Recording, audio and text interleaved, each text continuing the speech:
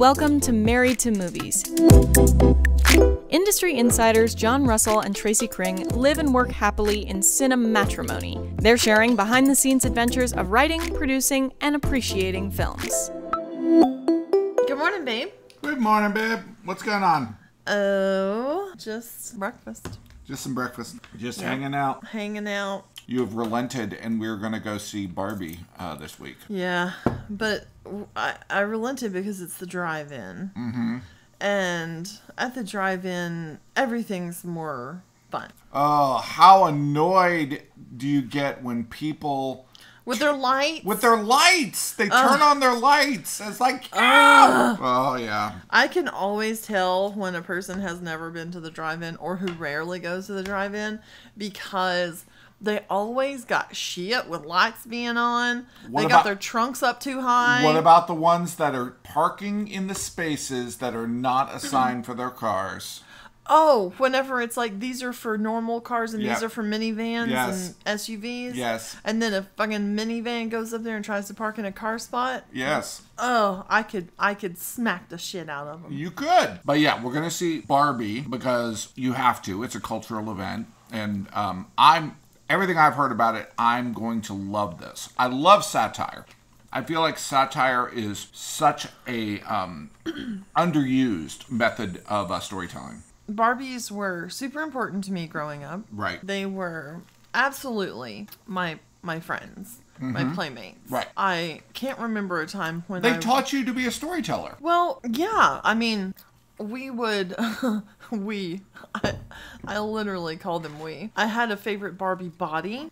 She actually came from a doll that was not a Barbie. I like to nuance. My favorite thing about my Barbie body that I used, and I cut slits up the side, up the back of all my Barbie heads so that they could fit on this body. Right.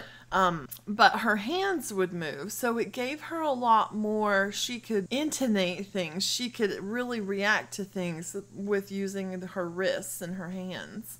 You know, when she would be like, talk to the hand or whatever. I don't think that was a word. I think that was like a word that you made up that was like the combination of like 3 other words. I don't think intonate is a word. I think there's imitate and there's innotate. But intonate is not a word. I think you made up innotate. Yeah, that's possible too. Whatever. There's something. I got the idea. It's a good word. It is. And it's intonate. Absolutely. I think it's an excellent word. I think like she could intimate. Yeah, or intimidate. That too. Oh yeah, Barbie in her dungeon of love. I had a Darcy CoverGirl, and she was much larger than them, so she was always like the queen or like the ruler or whatever. She was just bigger. They may have had to be her sex slave, I'm just saying. But hot. On Sundays on like NPR in my area at least, and this is also in the 80s, they would do one complete concert, like classical concert on NPR. And I wouldn't know who made the music. I wouldn't know anything in advance. I just knew that there was going to be about 20 or 30 minutes of continuous music. Right. And every morning I would wake up in time so that I could set up my Barbie scenes, whatever they were going to be. A lot of times they were in a kind of like... So you needed music for your show. I would invent the show and the story as the music went to the music. Wow. So if it got really slow and romantic, that's when the love interest would show up. If it was like very dramatic, it was like she was running up a hill and, upset and looking out longingly over it, and I would use the back of a chair, the spindles of the back of a chair to be like a giant window in her house, and like oh yeah, I had elaborate, everything in my room served as something. But it was improvisational. In your world, did Barbie and Ken engage in sexual congress? Are you kidding me? I mean, that was probably 75% of the time. This is so dumb. Do you remember that Warrant song? And he says, I come home late at night and you're in bed asleep. I wrap my arms around you so I can hear you breathe. No, I do not remember that song at all. Are we gonna have that song playing? Heaven isn't too far away. Oh God. Yeah, now that you say the chorus, I remember. Okay. Yes. So that was what happened. Right. They would fight. He would come home at night. Right. She would be in bed. Right. And I would play this song. These are kind of white trash Barbies, aren't they? They are. Yeah. I'm not going to say they're living a white trash life. Yeah. Yeah. Do they do John Bon Jovi? No. On the docks. No. No. They were like from New Jersey. Total Jersey Barbies. The saddest thing was when I had that storage unit and I couldn't afford to pay to keep it up. Mm-hmm. And all of my boxes of my Barbies were in there. Yeah. We watched a movie last night. Just kind of like cruising around. You're looking for a movie. We were looking in horror.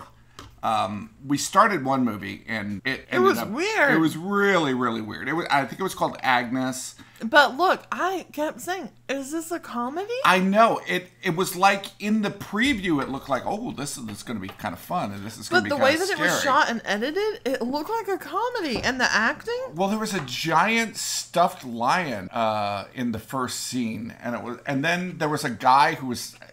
It was like he was supposed to look like the Pope, and it was just like, no, that's definitely not the Pope. It was like so weirdly cheap and fake looking that it made me think it was a satire, which a horror satire about like nuns getting possessed. I think that has some possibility. But you didn't get that feeling at all from the trailer. No. So we found this other movie called Dash Cam. I've not heard a word about this movie. I had heard of it, but I didn't know anything about it. And when you looked up, it didn't have great ratings. No, it didn't. Its IMDb had a lot of Everybody really. hates it. And here, you know why they hate it? Why? Well, because they hated the character. Because Why? she was this like MAGA, really foul-mouthed. But I thought she was so funny. She was funny. She was fun and funny, and yeah, she had the wrong idea. She had the wrong idea about everything. Look, I don't mind. Dudes in things get to be whatever they want to be. Right. I don't mind that we would show a conservative woman. Right, a very conservative woman who also... She had a MAGA hat. Here's the thing about her. I felt like she was very realistic. She was, I know, very bawdy, very foul-mouthed, huge pot-smoking conservatives. Yeah. This movie really went nuts. I can't even describe the plot because there really was no plot. It was just like everything. No, it was one of those movies where you got to get one thing to another place. Yes, which you like those movies. Well, I appreciate their simplicity. It's just like, go from point A to point B. That's all you gotta do. But she has like this show that people watch live. Right. So she's like doing really dirty raps that she's doing over a beat live while she's And people, if they text anything in caps, and one of the really fun things on this that I would annoy some people is that there were all the comments on the side of everything that's happening. Okay, but I have one criticism here. You thought it was too far over. The people who... It's like a layer that's going on top of your video. And it's got all the commenters and everything. Right. The people who designed that, it was a great design, but you did not make sure that it would be on the screen, no matter what screen people were watching it on. Because some of mine was cut off on the edges. And I feel like you spent all the time to give each person a profile picture. You spent the time to put like little tiny names. Like, don't let your artwork get cut off. I hear you. Keep it on the screen. I hear you. You're spending the time to create it. Keep it on the screen. Right. And some of the comments that people were making, like when something horrible would happen and somebody's head would get ripped, they would make huge jokes and like, oh, fake. And I mean, it was... The thing was live for the whole time, right? Well, yes. Sometimes what they would do on the show is that she would lose signal. Right. and then you would just be into, and it was like a found footage kind of a thing. No, she was filming herself. Well, I know she was, but in the sense that it was like all like, like Blair Witch, without cuts and stuff like that. Yeah, I mean, and you know the journey this thing takes, and the it was great. Craziness of it. And God! And it was real. One of the things it was doing was grossing It was you out. really gory, but like in one of those like 80s fun ways. Yeah. It was. It kind of reminded me of something like Dead Alive or something like that. Not that silly. Well, not that silly, but it's definitely like blood coming out of Johnny Depp's bed. Yeah. Blood. Yeah. All of the bodily fluids were represented at some point in this film. Yeah. We're not going to describe all of them, but it was. If you weren't like shocked by what was happening on the screen, you were shocked by what she was saying, or you were shocked by what you were seeing in terms of like some grossness. And she raps the entire end credits. Yeah, she does.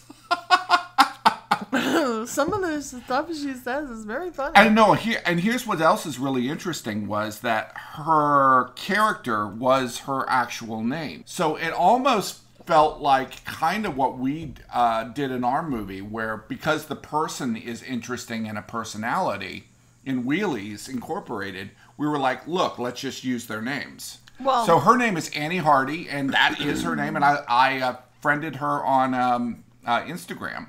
She doesn't have like, I think she only had like, 7,000 or 8,000 followers or something like that. But I think she was really good. Yeah, they were running full blast away from something all the time. And then when it would get really scary, man, there was a lot of jump scares. Yeah, it was like zombie possession, demon, craziness. It went fucking Yog Sothoth at the end. Oh yeah, exactly. Yeah, there were like tentacles and stuff. It was crazy and really fun. My cousin, she loves horror movies, and most of the time, I haven't seen a horror movie that she's not seen. Right. But I thought, I don't know, maybe she missed this one. So I texted her like, holy crap, like Dashcam has some terrible reviews. But I'm really enjoying it. And it's gory and it's funny. And she said, oh God, I love that movie. Mm-hmm. I mean, it's got so many things about it, that you can grab onto. Yeah. I would just say, be aware. It's going to be violent. It's going to be bloody. It's going to be scary. But definitely check it out if you're a person who goes towards those things.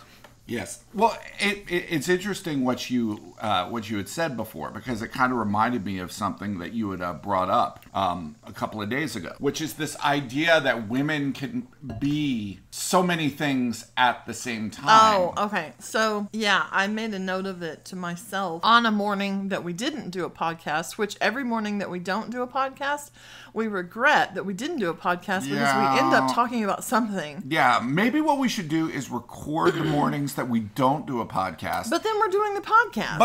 But see, look, listen. Okay, this is like a side podcast. This is a sidecast, okay? You're going to start an OnlyFans? You're going to start a Patreon? That is a perfect idea. I'm just wearing underwear right now, folks, just to let you know. No, we take those moments where Bam. You're only wearing underwear. I know. That's what you can do in a podcast. They have Christmas ornaments on them. They do. I have balls. I have balls on my balls. Jingle-lingle-lingle, you hear the sleigh bells ring. You don't put away your Christmas underwear? No, they're good underwear. I mean, what? Does somebody just pull out their Christmas underwear? For Christmas? For just Christmas. What? Yeah. Are they putting their Christmas underwear like in their ornament box? Yeah. Like the first day of December, they get to pull out their Christmas underwear. It's like, oh, I got my Christmas underwear. I get to wear it now. Ew. Well, you wouldn't wear a Christmas sweater anytime other than December. Yeah, I understand that. But you're wearing your underwear. They're under your clothes. Okay? What difference does it make what kind of underwear it is? Only thing is that women have to wear like really crazy, ridiculous underwear for guys, and so maybe they have like these elf outfit that they have to put on. Well, I have a problem with saying that they have to wear it for guys. I understand that. They don't have to wear it for guys. The No. only reason they would wear it is for guys. No, that's really uneducated. Okay. So you're saying that there are women that would want to wear the Victoria's Secret elf underwear if it wasn't for guys or for their partner. Let's just say that. For their partner. You're wearing it for Yes, sir. You know what? You fucking egotist. You men. Oh, God. If I could round you all up and like Clockwork Orange your fucking ass and Agent Orange your fucking asses. Thanks to our sponsor, Movie Mode Merch, the graphic t-shirt store to outfit you for your next film set. Be the person wearing the t-shirt everyone asks, "Hey, where'd you get that shirt?" Cast and crew alike love these inside jokes and filmmaking-inspired designs. Check them out on Insta at Movie Mode Merch. Women wear the underwear because it makes them feel a certain way. Okay. And that is powerful. Okay. All right. Fair enough. Okay. All right. I understand you're that. actually, I mean, it's kind of like wearing a Wonder Woman costume. It's like a badass thing. A badass, so when you see women, sexy elf costume. When you see women come out and present to their partners, right. this is a sign that they are ready to be a boss in bed. All right. Okay? All This right. is not for them. All right. Okay. Fair enough. I know men like to co-opt women's emotions all the time, but, you know, that was really, like, ew. Ew. Ew to Cringe. you. Cringe ick to you. I remember my dad showed me Playboy, and he had said at the top of Playboy, it says, entertainment for men. And he said, women are not entertainment for men. That really always stuck with me. So that's the part of it that I was referring to, which is that women shouldn't feel like they have to wear the little elf costumes. But you're saying a lot of women want to wear the little elf costumes, and I think that's fine. I don't know about elf costumes. Well, we were referring to elves. Okay, you're trying to redeem yourself, and I'll give you that. Okay.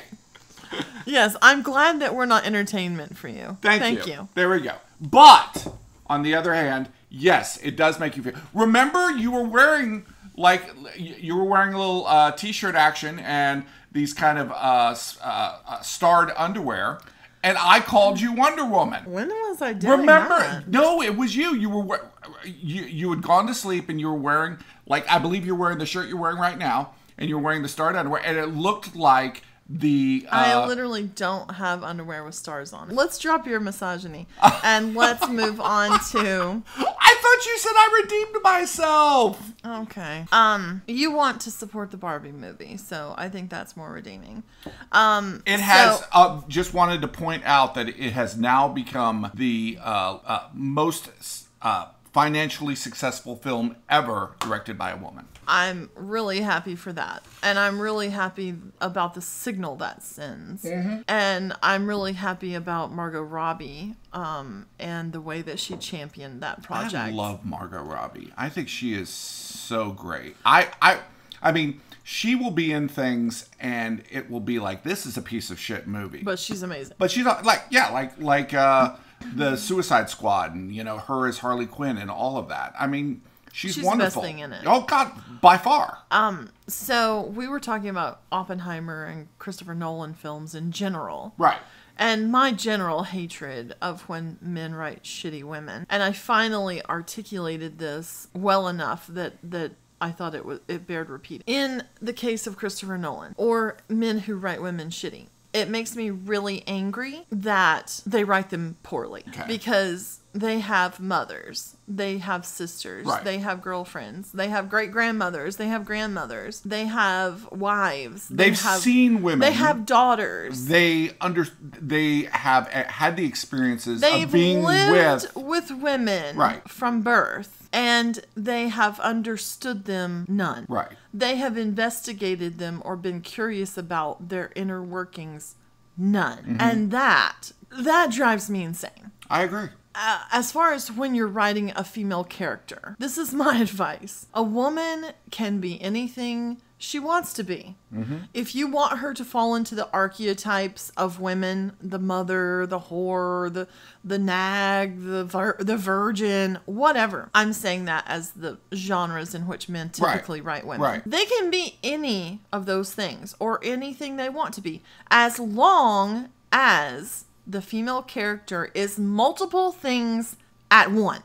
Right. Because men write women one-dimensionally. Right. With one main attribute. Right. Just like in Dash Cam, she could be a MAGA Republican and a raunchy rapper and badass fighting this zombie demon. Yes. And, and very funny as hell. brave and very funny. Exactly. Yeah, she could be multiple things at once. And that's the problem is like when you only give us sandwiches to make, we're back to making sandwiches. When you take away our dimensionality, we're not even people. I had brought up to you The Godfather, which is probably, The Godfather 1 and Godfather 2 are always in the top 10 movies of all time. Okay? I love Francis Ford Coppola. Absolutely adore him. But the women in both of those films are by far the most poorly drawn characters. Oh, God, yes. Every other character is such a mixed bag. They're so complicated. Michael Corleone, his arc is enormous. Well, and even when he's in his most evil states, he feels the conflict within him. Loving his brother, killing his brother. Yes, all at the same time. Right. The complexity is there. Always. But in the women, no. Michael's sister, she's like a dish rag in the first one. She's kind of snotty and bitchy in the second one. And then she becomes his devoted acolyte in the third one. And that's it. Well, even Kay, the Diane Keaton role, she starts off like as the virgin. Oh, no, Apollonia is the virgin. It's definitely the virgin. Yeah, absolutely. But I think the most complex thing that happens in the Diane Keaton character is when she's talking to Michael about having the abortion. Yes. Which is the best scene that any woman has in The Godfathers. Yeah, definitely. That's right. That's the speech in Jaws. Right. With the doll's eyes. That's the equivalent in The Godfather. I was thinking about, for instance, Rocky. Adrian is very complex. I agree. She's so complex. She is. She's a real person. Right. But she got less complex as it went along. Yes. As she went along, she became more one thing or the other. In the first movie, right, she's so beautifully complex. And she has such an arc.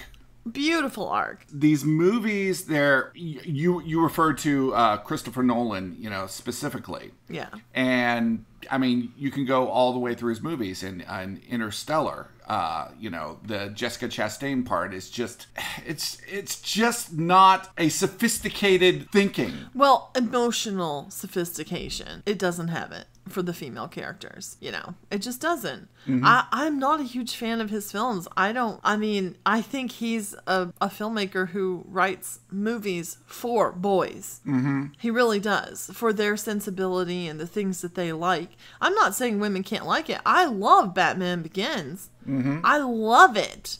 Right. Does it have any good female characters in it? Well, no. Actually, I think that his character in Batman Begins, the one who Maggie Gyllenhaal plays in the second movie, right?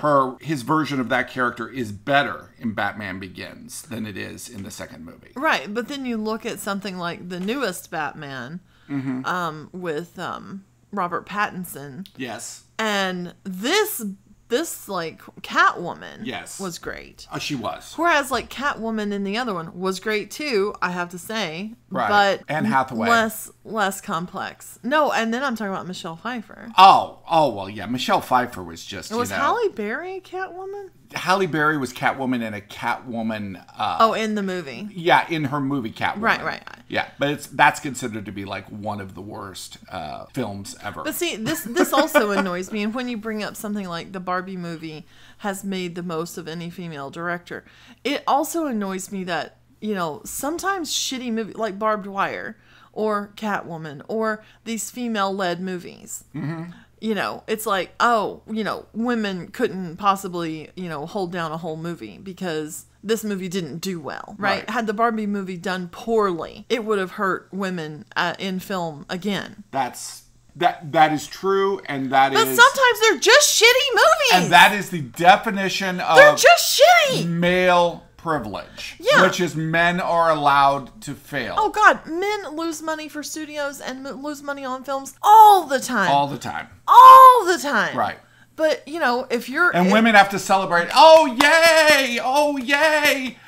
There's a woman that succeeded, you know, because if they don't succeed, then it's like, oh, it's going to hold them back. Nobody goes, oh, you know, oh, yay, oh, yay. Look, James Cameron succeeded. That means men can succeed. The freaking Twilight... That's some bullshit. The freaking Twilight movie that was a Catherine Hardwicke, you know, directed. Right. I mean, she's a person who's an amazing director, had a great... I mean, her films make bank. Right. And that Twilight movie made bank. Oh, yeah, all of them did. Okay, and they made it really cheap. It wasn't like they gave her a lot of money. Right. You know, she made bank on that film. And then they replaced her down the line with men. I did not know that. Yeah, so because it started to become too action-y and men needed to direct now. Oh, man. That's some bullshit because... I mean, you know, all you got to say, I can't think of her name. It's another one of the Catherines, but she's the one that did Point Break. Bigelow. Yeah. Catherine Bigelow. She did like Point Break. She did Near Dark. She did Strange Days. I mean, unbelievable action movies. Well, and she's just got good taste, man. Yeah, look at this. Catherine Hardwicke, Bill Condon, David Slade, Chris Weitz. Those are all the ones that did the... I mean, come on. One woman. Right. In the Twilight movies. Do you know, though, that one woman, okay, this is the shitty thing. She set up all of the things. Not just that, but what it was two of the greatest actors who have come out probably in the last 20 years, she cast in those movies with Robert Pattinson and Kristen Stewart. You know how awesome those two are? No, and do you know how hard it would be to translate a book that popular to the screen and give people exactly the characters they wanted? Absolutely. Somebody had AI recently read Twilight and give a representation of who the characters were, and it was basically Robert Pattinson and Kristen Stewart. I mean, like, but she set that franchise up. Mm-hmm. That franchise was set up on the backs of women, and then men come in and cash in. It's infuriating. Yeah, if they did a Barbie sequel, I'll bet you somebody would say, well, what if a guy directed it? I mean, that's just the kind of bullshit stuff that, you know, guys come up with. So women can be not just one thing, not just two things. They can be 10 things. Dude, they can be 20 things. I'm like 30 things in an hour. You are, Ben. You are, Ben. In this podcast. I'm practically schizo. I'm trying to do and be so many things. I know, Beb. And all of the things that you are, I love you. And if you want to wear that little elf costume later, I'm fine with that. I don't have an elf costume. But you do have a Wonder Woman costume. Well, I guess I can approximate one. I like it. If you want to get me some underwear with stars on them. That's right. What about the invisible lasso? It's invisible. No. That's the invisible jet. It's the lasso of truth. Oh, I fucked it up. I was trying to be sexy, and it's an invisible lasso. I can't find the invisible lasso. Where did it go? I'm more than happy to own a lasso of truth. Okay, baby. I think that would come in real handy. All right. Not necessarily with you, but I would want to wrap it around certain people. Okay. Well, I'm glad we did the podcast. I wasn't sure what we were going to talk about. You said we didn't have anything to talk about. I was wrong, man. But this is what would happen. We wouldn't have recorded this, and we would have talked about this same stuff, and then we would have said, this would have made a good podcast. Okay, I can't argue. Don't argue with that. It's hard not to get romantic about movies. Thanks for listening to Married to Movies. Jon and Tracy will meet you for breakfast tomorrow. Thanks to our sponsor, Movie Mode Merch, comfortable graphic tees made by and for awesome filmmakers to wear on set and off. Check them out on Insta at Movie Mode Merch.